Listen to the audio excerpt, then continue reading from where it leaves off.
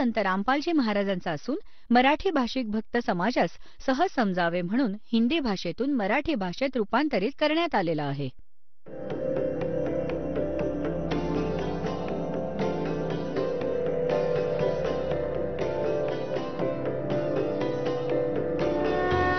और ज्ञान सब ज्ञानडी कबीर ज्ञान सो ज्ञान और जैसे घोड़ा तोब कायम करता चले मैदान.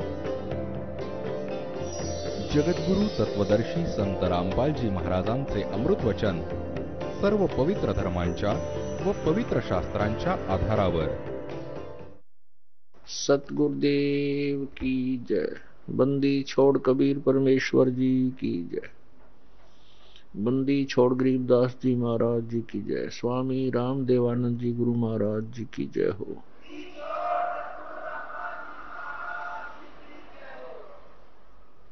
गरीब नमो नमो सतपुरुष को नमस्कार गुरु की नहीं. सुर नर मुनि जन साधुआ संतों सर्वस्ती नहीं. सतगुरु साहेब संत सब डंडो तम प्रणाम. आगे पीछे मध हुए तिनको जा कुर्बान. नराकार निर्विषम काल जाल वैवंजनम. निर्लेपम निज निर्गुणम अकल अनुपवेशम दुनम. सोहम सुरति समाप्तम सकल समाना निर्तलय. उज्ज्वल हिरंबर हरदमम बेपरवाह अथा है. वार पार नहीं मध्यतम. ग्रीव जो सुमरे सिद्ध होई. गणनायक गलताना करो अनुग्रह सोई. पारस पद परवाना. आदि गणेश मनाऊं गणनायक देवन देवा. चरण कमल लो लाऊं आदंत करूं सेवा. परम शक्ति संगीतम रिद्धि सिद्धि दाता सोई. अवगत गुण अतीतम सतपुरुष निर्मोही. जगदम्बा जगदीशम मंगल रूप मुरारी. तन मन अर्पों शीसम भक्ति मुक्ति भंडारी. सुर नर मुनि जन धावे. ब्रह्मा विष्णु महेशा. शेष शेष मुख गावे. पूज्य आदि गणेशा. इंद्र कुबेर सरीखा. वरुण धर्म राय धावे. समर्थ जीवन जी का मन इच्छा फल पावे. 33 कोटि अधारा धावे शेष 88. उतर बहुजल पारा कट है यम की फांसी. 33 कोटि अधारा दावे शेष 88. उतरे बहुजल पारा कट है यम की फांसी. कर जोरूं विनती करूं धरूं चरण पर शीश. गुरु जी राम देवानंद जी महाराज ने दियो नाम बख्शीश. कोटि कोटि सिजदा करूं कोटि कोटि प्रणाम. चरण कमल में राखियो मैं बांदी जा मैं गुलाम. कुत्ता हूँ गुरुदेव का रामपाल दास का नाम. गले प्रेम की जेवड़ी जा खेचो वहां जाऊं मैं. तो करो तो बावड़ू. दूर दूर करो तो जाऊं. ज्यों राखो त्यों ही रहूं. जो देवो सो खाऊं. परमपिता परमात्मा पूर्ण ब्रह्म साऱ्या सृष्टीचे रचनाकार. सर्व प्राण्यांचे दाता. सर्व प्राण्यांचे सृजनहार कबीर देव कबीर साहेब हे आपले परमपिता आहेत. हे सर्व प्राण्यांचे हितैषी आहेत. ज्या पुण्यात्म्यांना मानव शरीर प्राप्त झालं आहे आणि तेही या कलियुगाच्या अशा समयी ज्याला कलियुगाचा मोक्ष समय म्हणू शकतो तर धन्य आहेत त्या पुण्यात्म्यांच्या, त्या पुण्यसंस्कारांची, आणि धन्य आहे त्या मातापित्यांची ज्यामुळे जन्म झाला. परमात्मा म्हणतात, मात पिता मिल जावेंगे, मात पिता मिल जावेंगे, 184 माही, सतगुरु सेवा और बंदगी, ये फेर मिलन की नहीं. कबीर परमेश्वरजी म्हणतात की माता पिता तर तुम्हाला ह्या 84 लक्ष योनींमध्ये भटकताना पुष्कळ मिळतील. मनुष्य जीवन असेल तिथे माता पिता असतील. कुत्र्याच्या जीवनामध्ये सुद्धा माता पिता मिळतीलच. डुकराचा जन्म झाला तिथे माता पिता मिळतीलच. परंतु सतगुरु सेवा और बंदगी, ये फेर मिलन की ना. पुण्यात्म्यांनो, आम्ही कुठे राहत आहोत, कशा लोकात आम्ही जीवन व्यतीत करत आहोत, ह्याची आम्हाला कधी विशेष जाणीव झाली नाही. आम्ही का मरत आहोत, का आम्ही रोगी कोडग्रस्त होत आहोत, का आम्ही पूर्ण दिवस भटकत आहोत, काही ना काही तणाव घेऊन. आता आपलं हे ध्यानीही नाही, इतक्या कष्टांमध्ये देखील आम्ही पुन्हा जीवनाची इच्छा बाळगतोच. कारण की आपल्यावर एक दबाव आहे, ह्याच त्रिगुणमयी मायेचा. त्रिगुणमयी माया कोणती आहे? रजगुण ब्रह्माजी, सद्गुण विष्णूजी, तमगुण शिवजींच्या आतून निघणारी ती गुप्त किरणे आहेत. ते तरंग त्यांच्या गुणांचे, ती आम्हाला प्रभावित करत आहेत. कशी करत आहेत? जसे ते भगवान आपल्या राजधान्यांमध्ये आपल्या लोकात राहतात, तिथून निघणारे ते तरंग आम्हाला इथे प्रभावित करतायत. जसे कोणी स्वयंपाकघरात मिरच्यांची फोडणी देतात, ती मूळ वस्तू साकार स्वयंपाकघरात आहे, तिच्यातून येणारे ते तरंग दुसऱ्या खोल्यात बसलेल्या व्यक्तींनाही प्रभावी करतात. शिंका येत आहेत, त्या शिंकांना रोखणे त्या व्यक्तींना मुळीच शक्य नाही. आणि त्या शिंकांचे कारण कोण आहे? ती साकार मिरची जी स्वयंपाकघरात आहे.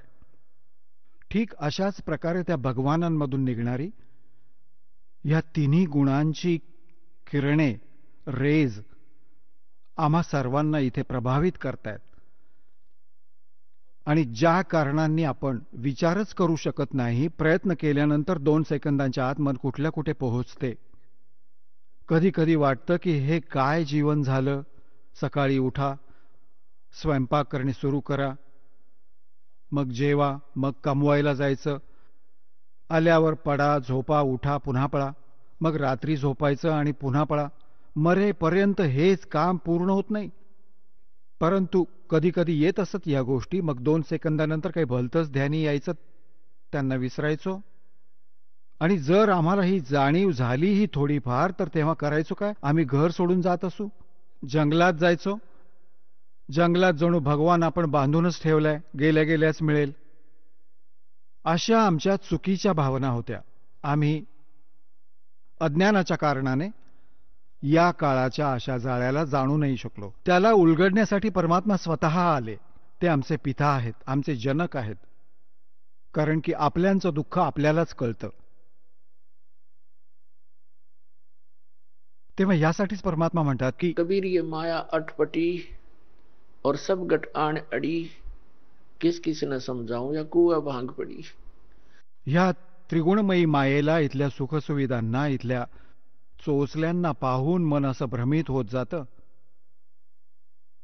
तर ही भांग प्यायलो होत आपण.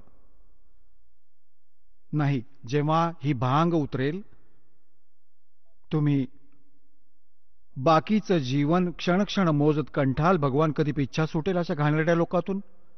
आणि अज्ञानामुळे आम्ही ह्याच सुविधा इथे मिळवायच्या नादामध्ये असतो. इथल्याच सुविधा प्राप्त करण्याकरता आम्ही संत ऋषींकडे, मंदिरात, मशिदींमध्ये जात असतो. आणि ह्या आपल्यासोबत नाही राहिल्या तरी संपूर्ण जीवन ह्यांनाच मिळवण्यामध्ये व्यर्थ जात असतं. तर हे ज्ञान परमात्म्याने इथे येऊन दिलं. तर इथे सांगितलंय की माता पिता मिल जाएंगे लख 84 में और सतगुरु सेवा और बंदगी भाई फेर मिलन की ना.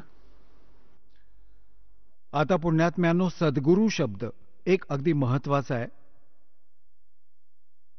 आता जसं गुरु कोणास म्हणायचं, गुरु त्यांना म्हणतात जे मार्गदर्शन करतात.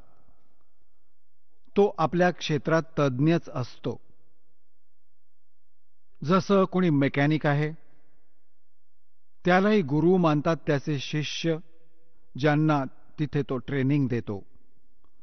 असेच अक्षरज्ञान देतात जे शिक्षक, तेही गुरु म्हणवतात. ते आपल्या विषयात तज्ञ असतात. खूप चांगली गोष्ट आहे, त्यांना गुरु म्हणता येईल. परंतु आध्यात्मिक मार्गामध्ये ह्या दासाने पाहिलं की गुरु पद लाभूनही तो पूर्णपणे नालायक मनुष्य आहे. त्यांना कखही माहिती नाही आपल्या विषयाचं. आता जे आध्यात्मिक शिक्षक आहेत, गुरु आहेत, त्यांना तर आपल्या अभ्यासक्रमाचं ज्ञान असायला हवं, तर ते शिक्षक आहेत. नाहीतर कसले शिक्षक? तो तर थापाड्या माणूस आहे. ज्या अध्यापकाला आपल्या विषयाचं ज्ञान नसतं, आपल्या विषयाशी तो परिचित नाही, त्याहून वेगळं त्याच्याही बाहेरचं ज्ञान विद्यार्थ्यांना ऐकवतो, तो तर विद्यार्थ्यांचा शत्रूच आहे. ती व्यक्ती, तो तर गुरु नाहीये. भले त्याला गुरु म्हणत आहेत, शिक्षक म्हणत आहेत, तो तर चुकीचं ज्ञान शिकवत आहे.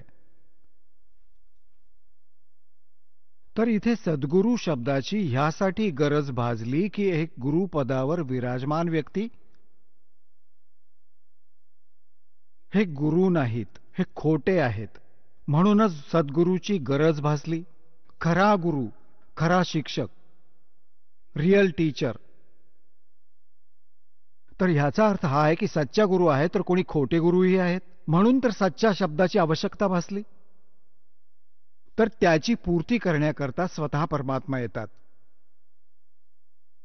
परमेश्वराच्या वाणीमध्ये येते, 3 लोक और भवन चतुर्दश कोई नाही सत्संगी. सत्संगीचा अर्थ असतो जो पूर्ण रूपात सत्याचा आधार मानून आपल्या सर्व आध्यात्मिक क्रिया करीत असतो. तोच सत्संगी म्हणवला जातो. आणि तो सत्संग कुठे ऐकायला मिळेल? सद्गुरूंकडून मिळेल. तर जे भोळे आत्मे ह्या नकली गुरूंजवळ ही साधना करतात, त्यांचे शिष्य बनले आहेत, त्यांना तर वाटते की त्यांना सद्गुरू प्राप्त झाले. परंतु हा त्यांचा भ्रम आहे, कारण की त्यांना ज्ञान नाही. त्याची पूर्ती करण्याकरता, त्याचं निराकरण करण्याकरता, अशा अज्ञानाचा नाश करण्याकरता स्वतः परमात्मा येतात. आणि ज्या लोकात आपण राहत आहोत तो काळाचा लोक आहे. इस लोक का काल है राजा, और ये माया जाल पसारा हो. चल अंसा सतलोक हमारे, छोड़ो यो संसारा हो. तर पुण्यात्म्यांनो, ते परमात्मा स्वतः इथे येतात. तेच एका सद्गुरूची भूमिका करतात. तेच एका सच्च्या भक्ताची भूमिका करतात. तेच एका सच्च्या संताची भूमिका करतात. आणि तेच एका नेक नागरिकाप्रमाणे एक आपलं उदाहरण ठेवतात. एक नेक नागरिक म्हणजे भली व्यक्ती, समाजात राहणारी, कशा प्रकारे त्याने राहावे, कशा प्रकारे त्याचे व्यवहार असावेत, ह्या सर्व लीला परमात्माच करतात व एक उदाहरण आपल्या पुढे ठेवतात. तर तो परमात्मा पूर्ण ब्रह्म, ज्यालाच सत्पुरुषही म्हणतात, त्यालाच अमर पुरुषही म्हणतात, त्यालाच अकाल मूर्त शब्द स्वरूपी राम आणि सत्पुरुष, त्याच परमात्म्याची ही उपमात्मक नावे आहेत. त्यांचं रियल नाम, नेम जे आहे वास्तविक नाव कबीर देवजी आहे, कबीर साहेब. वेदात कबीर देव, कुराण शरीफमध्ये कबीर अल्लाह, अल्लाहू अकबर, अल्लाह कबीर. भलेही त्यांनी आपल्या समजुतींनी त्यांच्या अर्थाला त्याच कबीर शब्दाचे अर्थ केलेत, परंतु तो बोध मात्र त्या पूर्ण परमात्म्याचाच आहे, पूर्ण परमात्म्याचा, अमर पुरुषाचा. कबीर परमेश्वरजी 600 वर्षांपूर्वी जेव्हा या कलियुगात आले होते, सन 1398 ते सन 1518 पर्यंत 120 वर्ष परमात्मा इथे राहिले आणि एक जनसाधारण अशी लीला केली, जी की ते प्रत्येक युगात अशी एक लीला करतातच करतात. तर त्या समयी ते एक शिशुरूप धारण करून सतलोकातून आले होते, त्यांच्या निजधामातून, आणि एका कमळाच्या फुलावर येऊन विराजमान झाले होते नवजात शिशूचे रूप धारण करून. तिथून एक निसंतान दाम्पत्य निरू आणि नीमा, जे विणकर होते, विणकराचं काम करायचे, घेऊन गेले होते. विणकराच्या घरी संगोपन झाल्या कारणाने आणि मोठे झाल्यानंतर विणकराचं कार्य करण्यामुळे परमात्मा विणकर म्हणवले गेले. स्वतः परमेश्वराने आपल्या वाणीत म्हटलंय की अवधू अवगत से चलाए, मेरा किसी ने भेद मरम नहीं पाया. मात पिता मेरे नाही ना मेरे गर्दासी, और जुल्हे का सुत आन कहा जगत करे मेरी आसी. त्या परमात्म्याने 600 वर्षांपूर्वी म्हटलं होतं की वेद मेरा भेद है, मैं ना वेदन के माही, और जौन वेद से मैं मिलूं. ये वेद जानते नाही. परमात्म्याने म्हटलं होतं आपली प्रिय आत्मा धर्मदासजींना की 4ही वेद माझंच गुणगान करतात, पण ह्याच वेदात वर्णित विधींनी माझी प्राप्ती होऊ शकत नाही.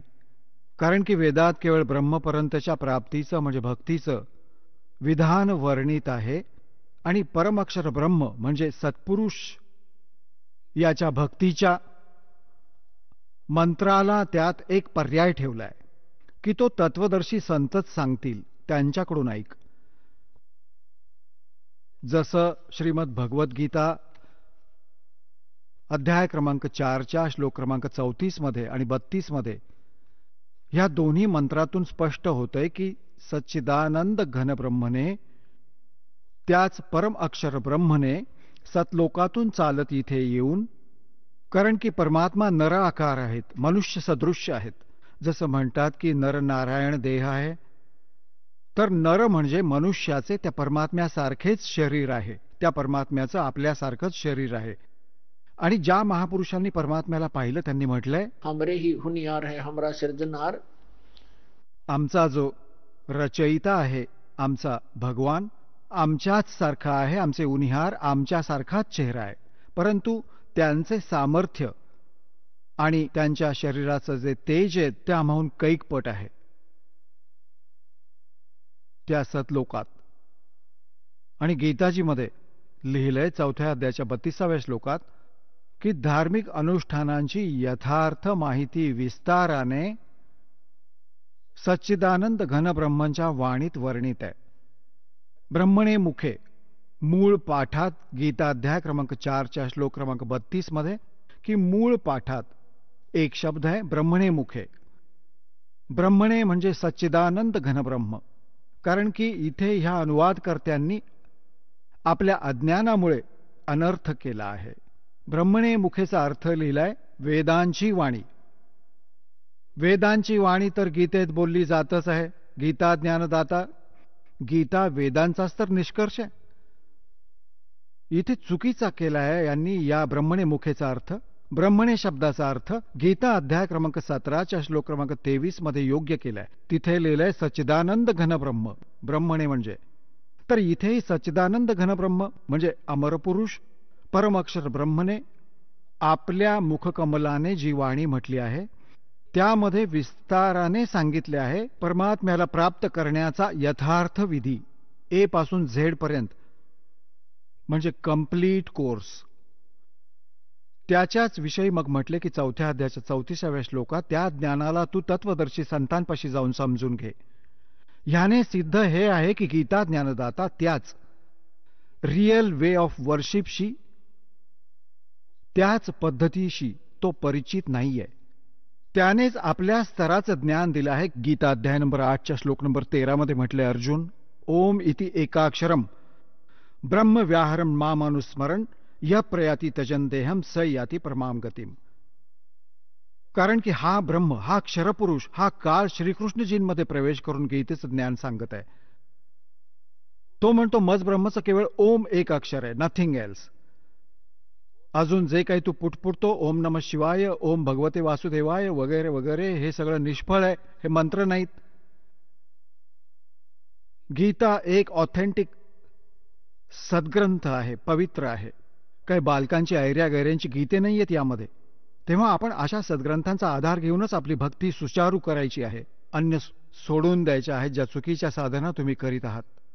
गीता अध्याय नंबर 16च्या श्लोक क्रमांक 23 आणि 24 मध्ये हेच दृढतेने सांगितलं आहे की जे शास्त्रविधींना त्यागून मनमाना आचरण करतात त्यांना ना तर सुख प्राप्त होतं, ना काही सिद्धी प्राप्त होते, ना त्यांची गती होते, मग युजलेस. ह्यामुळे तुझ्यासाठी अर्जुन कर्तव्य आणि अकर्तव्याच्या व्यवस्थेत हे सद्ग्रंथच प्रमाण आहेत. ह्यांच्याच आधाराने जी करायला हवी साधना आणि ज्या करण्यायोग्य नाही त्यांना त्यागायलाच हवं, आणि करायला हवी त्याचा स्वीकार करायला हवा. ह्यामुळे आपल्या भक्ती मार्गाला सुचारू करावे. कोणाच्या दंतकथांवर विश्वास ठेवू नका.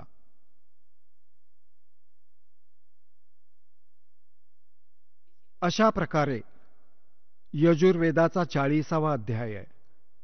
हा अंतिम अध्याय आहे आणि ह्यामध्ये एकूण 17 श्लोक आहेत, मंत्र आहेत. ह्या 17 मंत्रात एका निर्णायक टप्प्यावर आणून ज्ञान थांबलंय. जसं गीता ज्ञानदाता 18व्या अध्यायामध्ये शेवटच्या ज्या श्लोक नंबर 46 पासून आणि 66 पर्यंत एक निर्णायक ज्ञान देत आहे.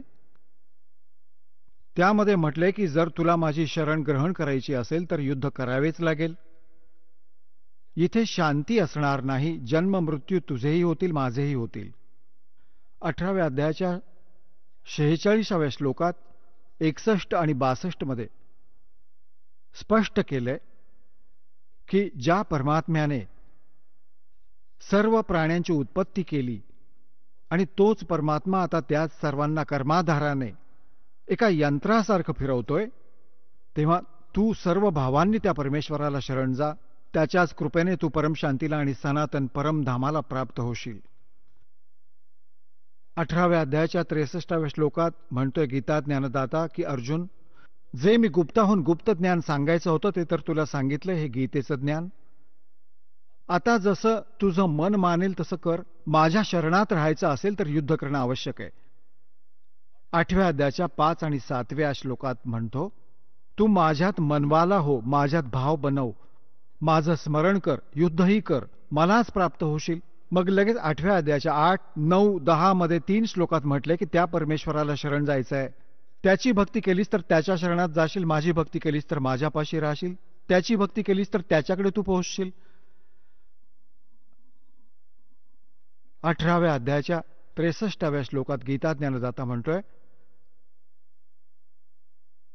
की आता तू ठरव तुला कोणता निर्णय घ्यायचा आहे. माझ्या शरणात राहायचंय तर 18व्या अध्यायाच्या 65व्या श्लोकात म्हटलंय की माझ्यात मनवाला हो, मला नमस्कार कर आणि माझंच स्मरण कर, मलाच प्राप्त होशील, चिंता करू नकोस. मग 18व्या अध्यायाच्या 64व्या श्लोकात गीता ज्ञानदाता म्हणतो तुला गुप्ताहूनही आणखी गुप्त भेद सांगतोय की ज्या परमात्म्याला शरण जाण्यासाठी मी तुला सांगत आहे. 18व्या अध्यायाच्या 62व्या श्लोकात तो माझा देखील इष्ट देव आहे. हा गुप्त भेद हा माझा गुप्ताहूनही गुप्त मी तुला सांगितला.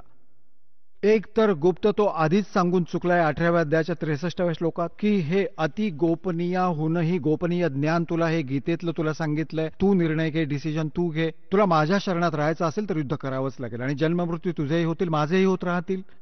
हे तर संपू नाहीच शकणार. आणि त्याला शरण जायचे तर त्याला तू शरण जा. त्यासाठी त्या संतांचा शोध तू घे, मला नाही माहिती.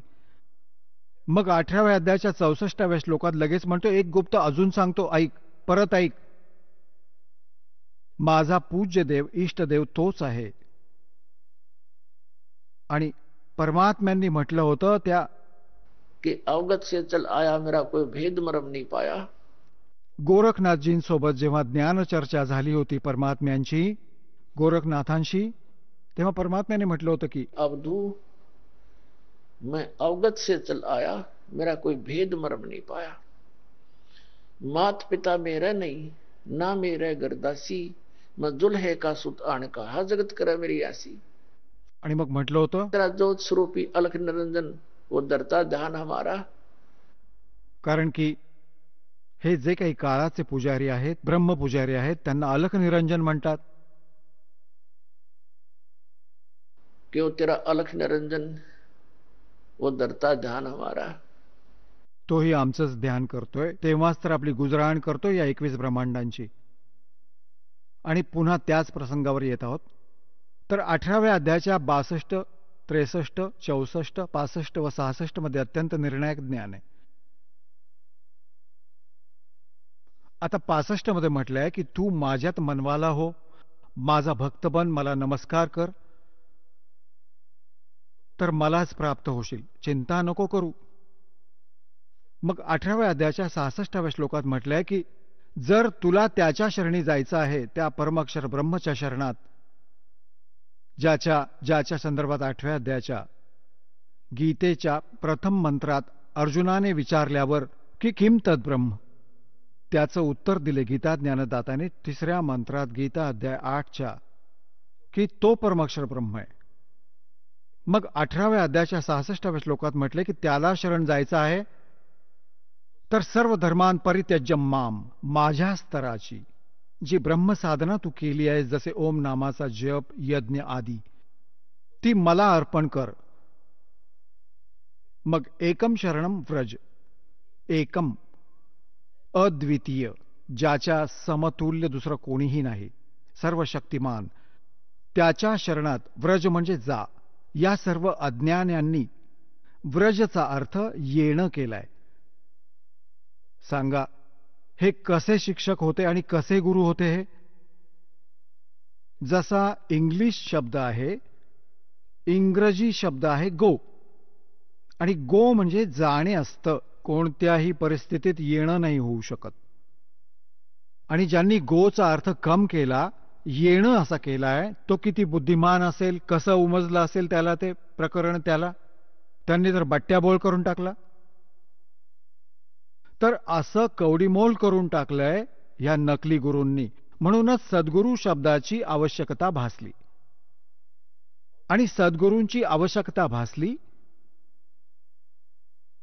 अशा प्रकारे यजुर्वेद अध्याय क्रमांक 40च्या श्लोक क्रमांक 10 ते 13 पर्यंत हे स्पष्ट केलंय की कोणीतरी परमात्म्याला साकार मानतोय की तो जसं श्रीराम श्रीकृष्ण रूपात उत्पन्न होतो, समवात, आणि काही जण त्याला असमवात म्हणजे तो जन्मतच नाही, निराकार मानतात. त्याच्या विषयामध्ये ते तत्वदर्शी धीराणाम म्हणजे तत्वदर्शी संत, ज्यांचं टिकाऊ ज्ञान आहे, ते ठीक ठीक सांगतात, त्यांच्याकडून ऐक. आणि विद्वान व अविद्वानाची परिभाषाही तेच सांगतील. हु इज वेल नोन, कोण आहे विद्वान, जसं त्यामध्ये काय म्हटलंय यजुर्वेद अध्याय क्रमांक 40च्या श्लोक नंबर 10 ते 13 पर्यंत की कोणी तरी त्याला विद्वान मानतोय ज्याला कोणा भाषेचं अक्षर ज्ञान आहे, आणि ज्याला अक्षर ज्ञान नाही त्याला अविद्वान म्हणलं जातं.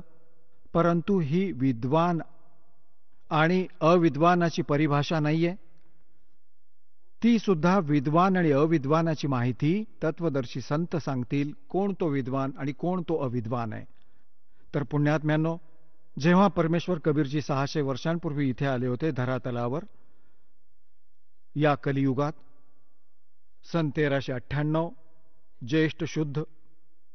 पौर्णिमेला संवत 1455 लहरतारा तलावात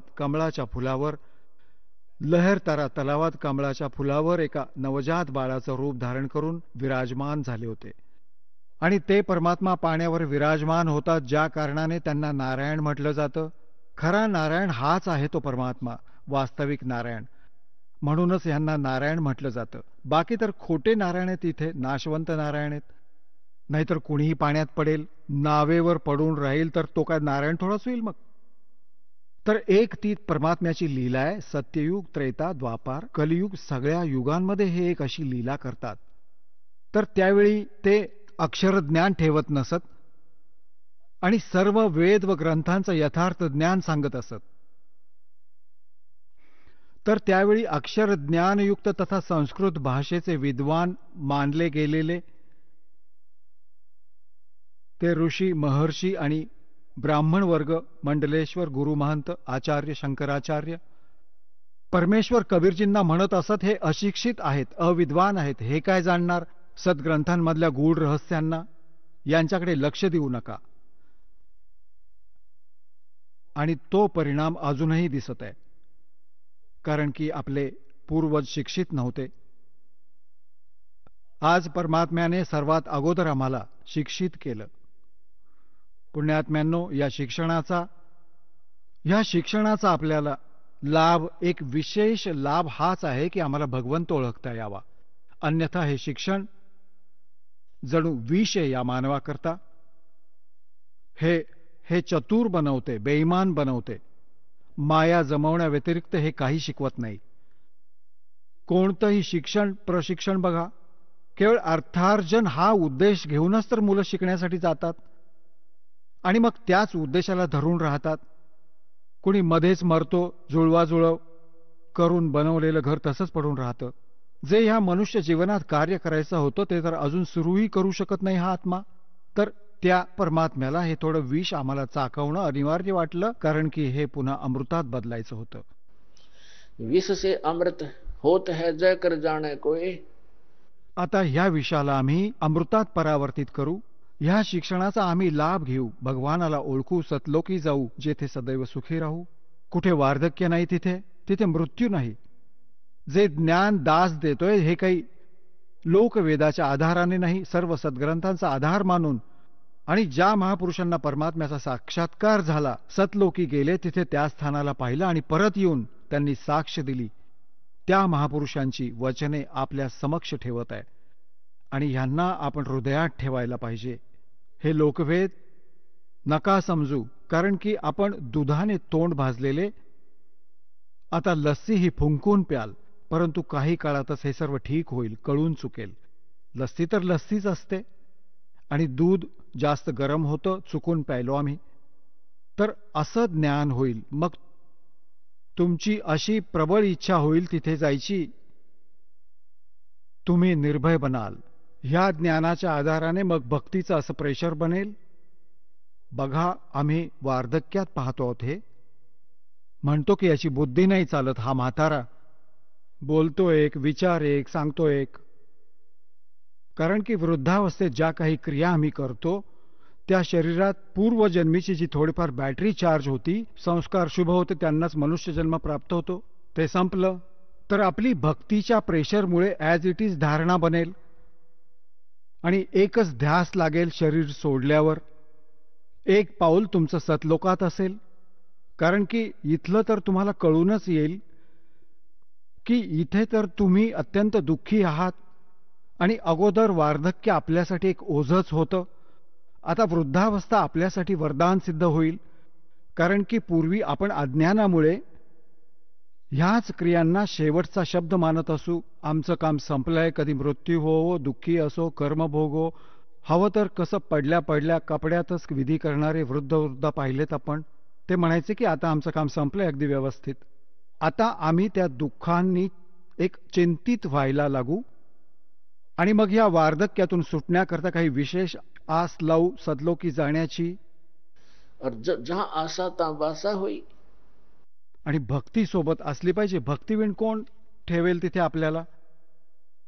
तर हा भक्तीचा मार्ग आपल्याला असा मिळाला आहे की थोड्याच अवधीत तुम्ही भक्तीने परिपूर्ण व्हाल.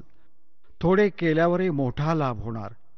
जसे तर पूर्ण रात्रंदिवस मजुरी करून 200 रुपये मिळवतो, एक असा शेठ सावकार जसा बिझनेस करून दिवसात 1 लाखाचा गल्ला घेऊन जातो, मग तो किती धन एकत्रित जमवतोय. ह्याच प्रकारे तुम्हाला अशी पद्धत दिली जाईल भक्तीची की त्याच्या एका श्वासाची इतकी किंमत वाढेल. त्या सतनामाच्या 2 अक्षरांचा जप दिला जाईल.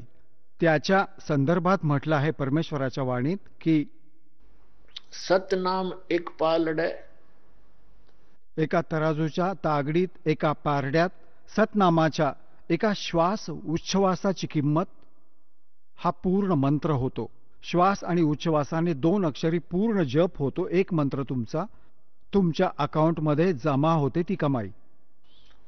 सतनाम पालडे रंग होरी हो और 14 लोक चढावे राम रंग होरी हो. दुसऱ्या पारड्यात इथले 14 लोक ठेवावे और 3 लोक पासिंग धरे रंग होरी हो, ओ तो ना तुले तुलाया राम रंग होरी हो. आता असा मंत्र तुम्हाला मिळेल. त्यामुळेच तर सतनाम सतनाम असा घोष लावलेला आहे कबीरपंथीयांमध्ये. आणि सतनामाचं त्यांना काहीच माहिती नाही. कखई किती अमूल्य आहे सतनाम.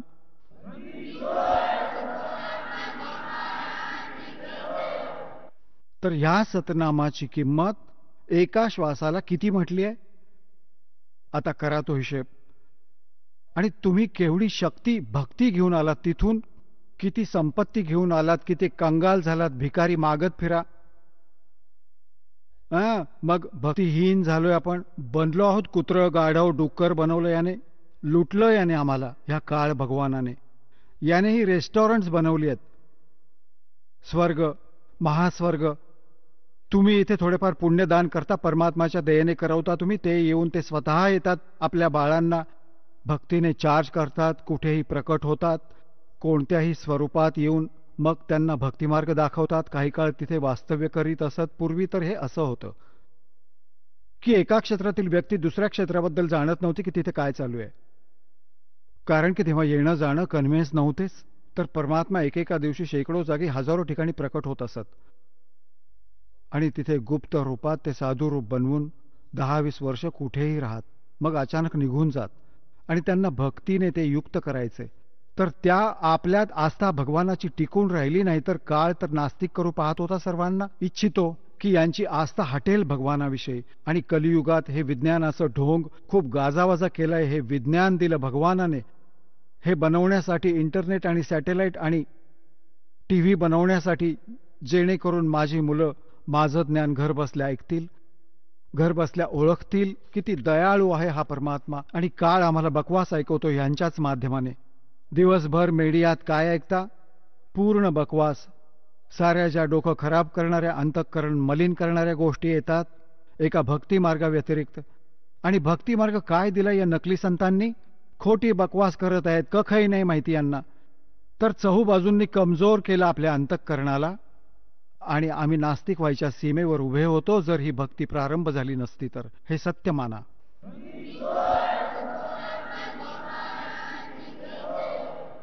आता दया केली परमात्म्याने, हे परत बीज रुजेल पूर्ण सर्वांच्या अंतःकरणात. आणि अज्ञानाने आम्ही चुका करायचो, ज्ञानाने त्यांना सुधारूया.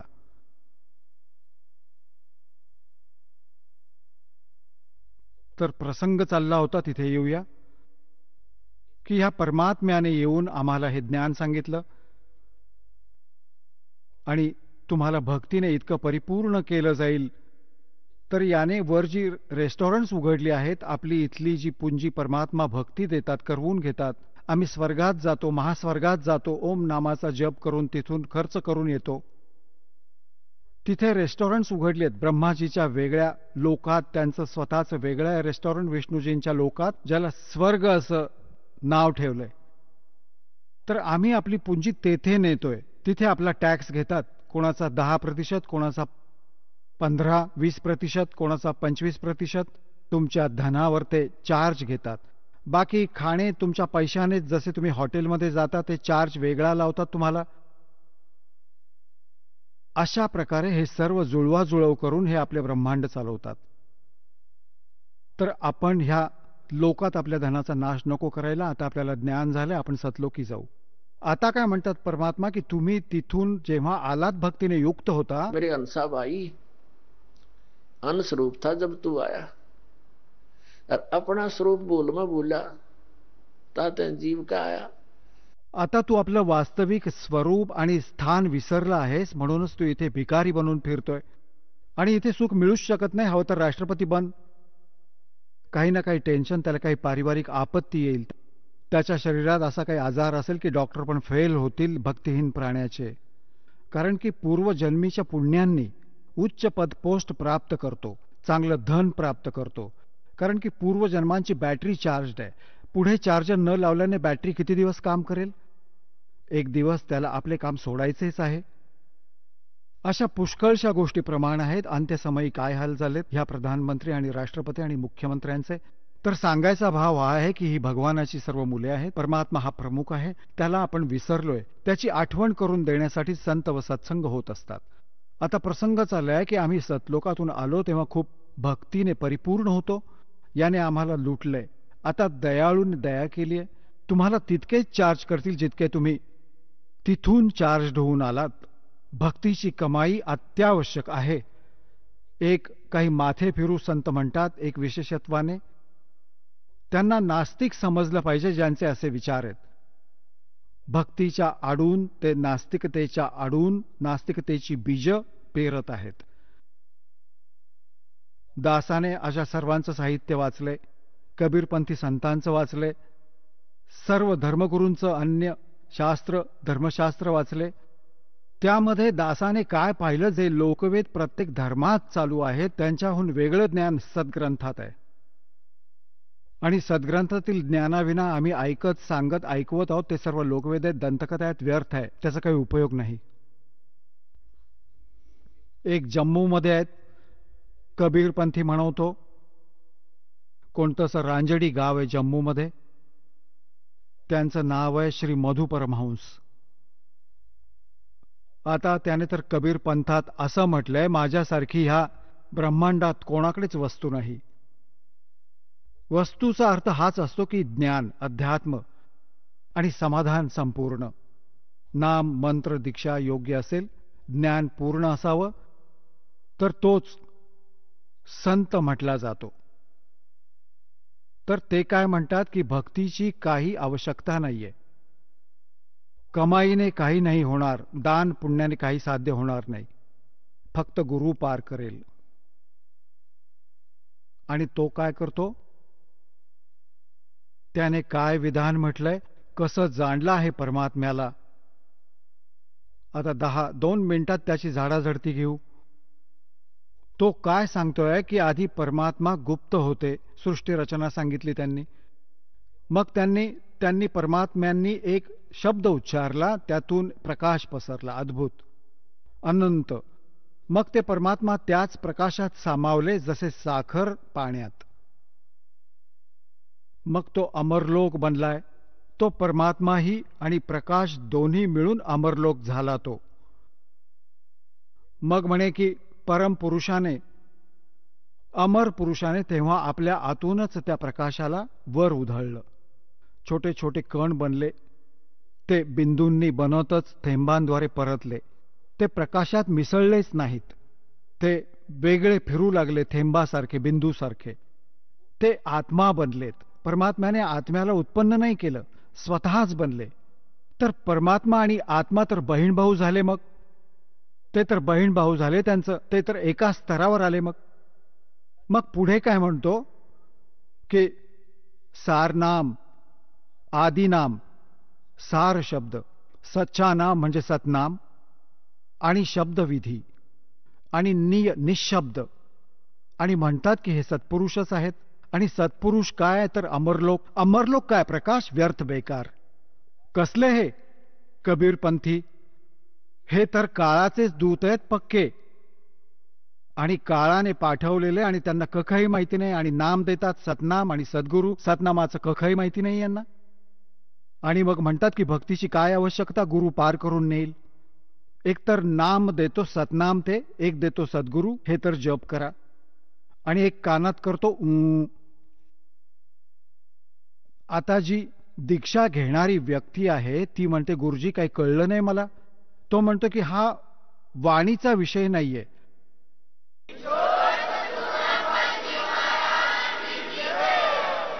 चला आता आपण त्या श्रद्धाळूंचे अनुभव जाणून घेऊयात ज्यांनी जगद्गुरू तत्वदर्शी संत रामपालजी महाराजांकडून दीक्षा प्राप्त केलेली आहे, तसेच त्यांच्याद्वारा सांगितलेल्या भक्ती मार्गावर चालत आहेत. नमस्कार. सत्साहेब, आपलं नाव? माझं नाव दत्तात्रय धोंडीराम माळी. आपण कुठून आलात? मी मुक्काम पोस्ट कोरोली, वारणानगर, तहसील पन्हाळा, जिल्हा कोल्हापूर, महाराष्ट्रावरून आलेला आहे. आपला व्यवसाय काय आहे? मी आर्मी रिटायर्ड आहे. आर्मीमध्ये सर्व्हिस करत होतो. आता सध्या शेतीचा व्यवसाय करत आहे. आपलं वय काय आहे? माझं वय 75 वर्ष आहे. संत रामपालजी महाराजांची गुरुदीक्षा आपण कधी घेतली? संत रामपालजी महाराजांची गुरुदीक्षा मी 14 ऑक्टोबर 2017 मध्ये घेतली. संत रामपालजी महाराजांची गुरुदीक्षा घेण्या अगोदर आपण व आपला परिवार कोणती भक्ती साधना करत होतात?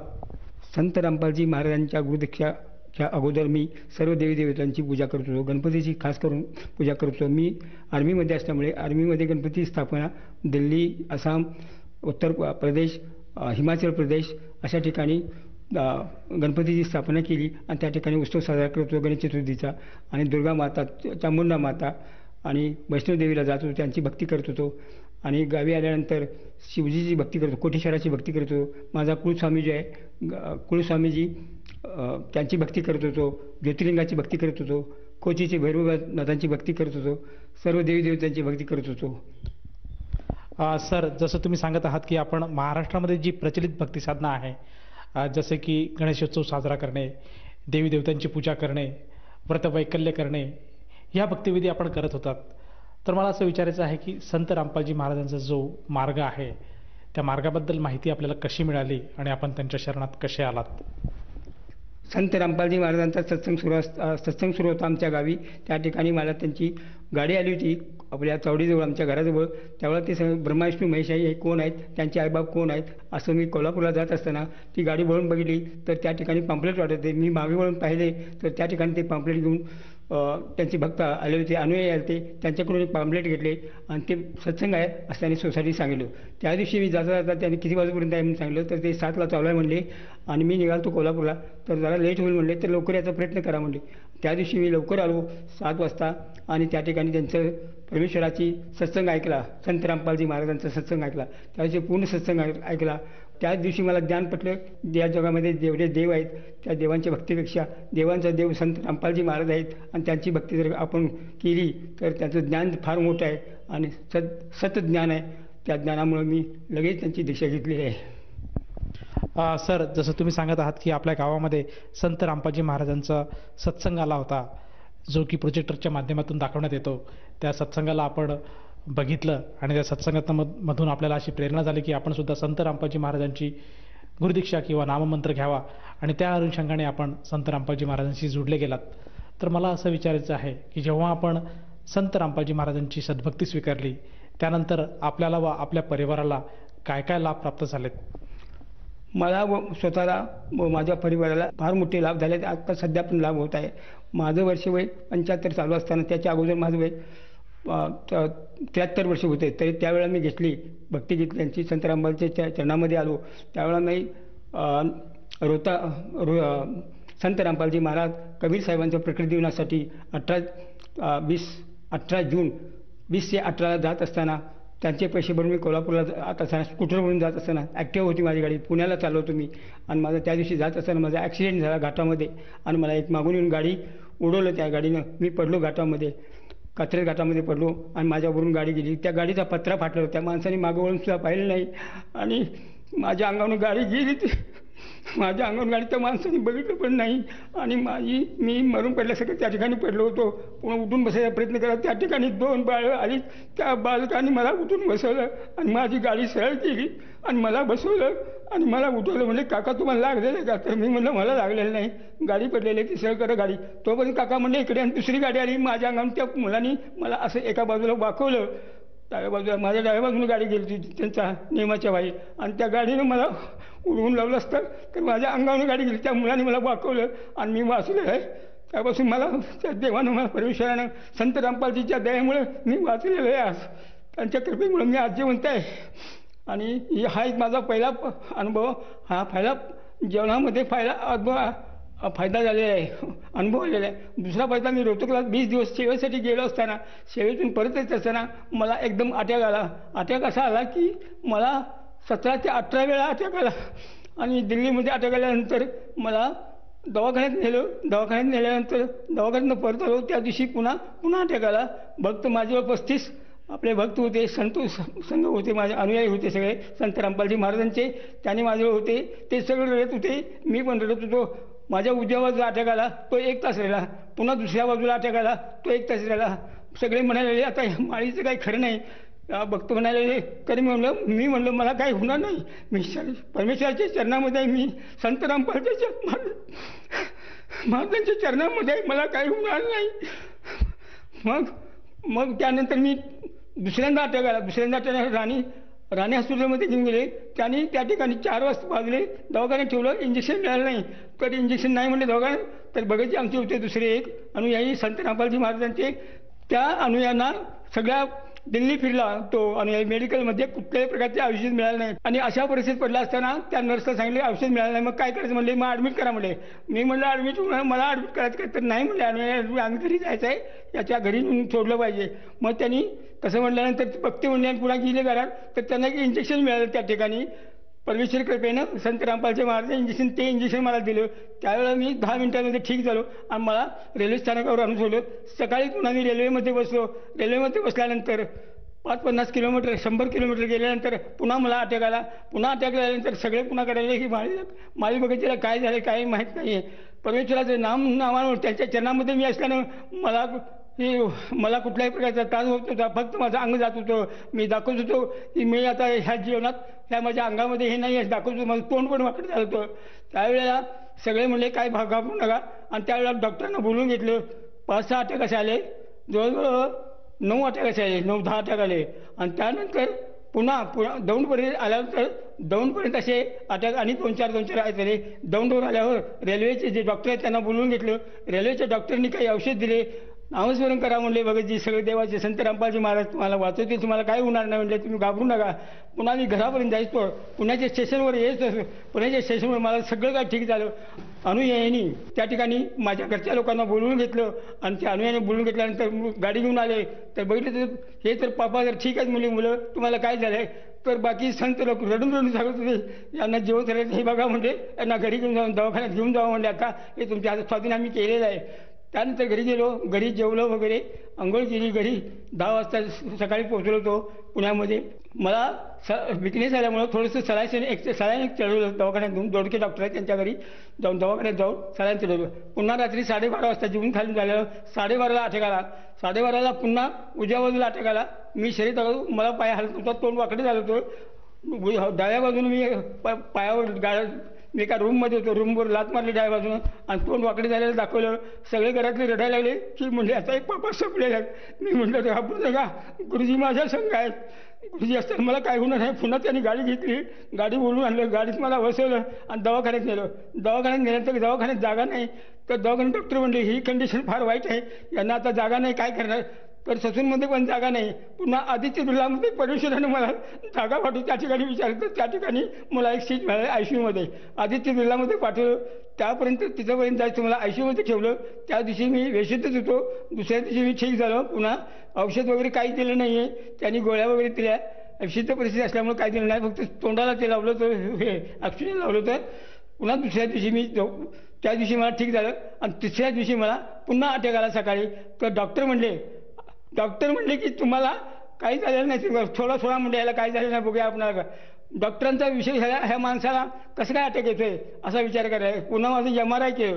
तर MRI केल्यानंतर डोक्यामध्ये त्यांना काहीतरी सापडलं असं सांगितलं.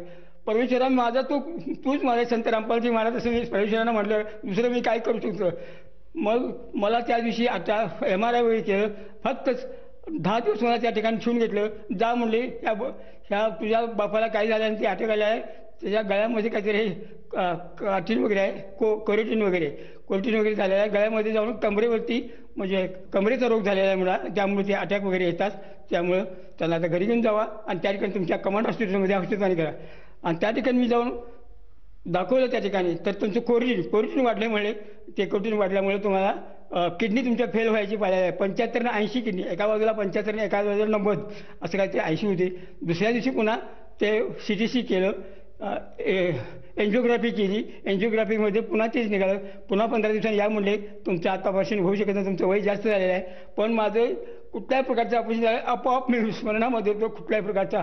आणि फक्त संत रामपालजी महाराजांचे जे नियम आहेत त्या नियमावर त्यांचा ज्यांनी जो मला मंत्र दिलेला आहे, सतनाम दिलेला आहे, सतनाम आणि प्रथम नाम, त्या नामामध्ये स्मरण करत मी परमेश्वर माझं सगळं बरं झालेलं आहे. मी आता व्यवस्थित आहे. माझी प्रकृती आता परमेश्वर चरणामध्ये चांगली आहे. सर, जसं तुम्ही सांगत आहात की आपल्या शरीरामध्ये वारंवार अटॅक येत होते, परंतु अशा परिस्थितीत सुद्धा संत रामपालजी महाराजांच्या गुरुमंत्रामुळे आणि त्यांच्या सतनामाच्या जापामुळे आज आपण या स्थितीला सुदृढ आहात, व्यवस्थित आहात आणि दर्शकासमोर आज आपण इंटरव्ह्यू देत आहात. तर ह्या अनुषंगाने आपण जे काही भगत समाज आहे, त्याचप्रमाणे जे काही रोगी आहेत, त्यांना वेगवेगळ्या प्रकारचे रोग आहेत, असंख्य असे भयंकर असे रोग आहेत, कोणाला हृदयाचा रोग आहे, कोणाच्या किडन्या फेल झालेल्या आहे, कोणाला कॅन्सर आहे. तर अशा रुग्णांना, त्याचप्रमाणे जो भगत समाज आज आपल्याला टीव्हीवर बघत आहेत, त्यांना उद्देशून आपण काय संदेश द्याल? संत रामपालजी महाराजांच्या चरणामध्ये मी जसा आलेलो आहे तसं प्रत्येकाने यावं. कारण या भक्तीचा मध्ये फायदा आहे. आपल्या जीवनामध्ये सगळे रोग नाहीसे होतील आणि आपला सतलोकाला जाता येईल आणि आपल्याला सतभक्ती मिळेल, मोक्ष प्राप्त होईल, वैभव तर मिळेल. एका तराजूमध्ये वैभव मिळेल आणि दुसऱ्या तराजूमध्ये तुम्हाला मोक्ष मिळेल. यांची अशी भक्ती आहे, ज्ञानानं भक्ती आहे. ज्ञानगंगासारखी पुस्तकं आहेत, ती पुस्तकं वाचा. ज्ञानगंगा आणि दुसरे अनेक पुस्तकं आहेत, ती पुस्तकं वाचा. जगण्याचा मार्ग पुस्तक वाचा.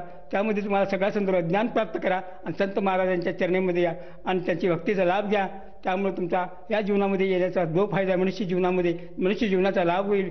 या मनुष्य जीवनामध्ये काही अर्थ नाही आहे. तर फक्त आपण ह्या जीवनामध्ये फक्त मोक्ष प्राप्त करायचा आहे आणि भक्ती करायची आहे, यामध्ये दुसरं काही करायचं आहे. सर, जसं तुम्ही सांगत आहात की संत रामपालजी महाराजांकडनं नामदीक्षा घेतली तर साधकाला बरेचसे लाभ प्राप्त होतात. ज्या काही व्याधी आहे, जे काही आजार आहेत, ज्या काही पीडा आहेत, त्यासुद्धा सद्भक्तीमुळे आपोआपच बऱ्या होतात. तर ह्या अनुषंगाने जर एखादा साधक संत रामपालजी महाराजांची नामदीक्षा घेऊ इच्छित असेल तर त्या साधकाला ती नामदीक्षा कशी मिळू शकेल? आता जो मी इंटरव्ह्यू देत आहे, या इंटरव्ह्यूमध्ये आपण जर पाहत असेल तर या इंटरव्ह्यूच्या मध्ये 4-5 फोन नंबर आहेत. त्या फोनचे द्वारे आपण संपर्क करू शकता. महाराष्ट्रामध्ये अनेक नामदान केंद्र खोललेले आहेत. त्या नामदान केंद्रामध्ये तुम्ही फोन लावून त्याचे नामदान घेऊ शकता. त्याचे स्पष्टीकरण तुम्हाला मिळेल आणि नामदान प्राप्त होईल, परमेश्वर प्राप्ती होईल. त्या ठिकाणी तुम्हाला शरण प्राप्ती होईल संत गुरुजी रामपालजी महाराजांची. सर, जसं आपण सांगत आहात की संत रामपालजी महाराजांच्या दयेने आज महाराष्ट्रामध्ये प्रत्येक जिल्ह्यामध्ये नामदान केंद्राची सुविधा उपलब्ध आहे आणि आपल्या टीव्हीच्या स्क्रीनवर जे काही नंबर आज फ्लॅश होत आहेत त्या नंबरपैकी कुठल्याही एखाद्या मोबाईल नंबरवर जर साधकाने संपर्क साधला तर त्याला जवळच्या नामदान केंद्राची माहिती मिळेल आणि तेथे जाऊन तो साधक नामदीक्षा घेऊ शकेल. परंतु मला असं विचारायचं आहे की या नामदीक्षेसाठी त्या साधकाला किती पैसे मोजावे लागतात?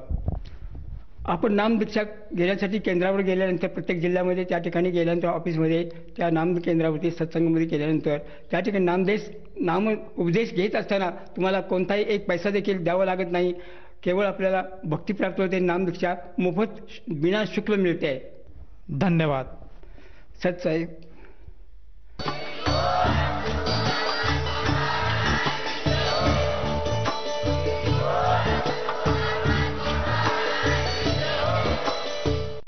आपण ऐकत होता जगद्गुरु तत्वदर्शी संत रामपालजी महाराजांचे मंगल प्रवचन. निःशुल्क नामदीक्षा प्राप्त करण्यासाठी आणि अधिक माहितीसाठी संपर्क करा 7030303951 7030303952.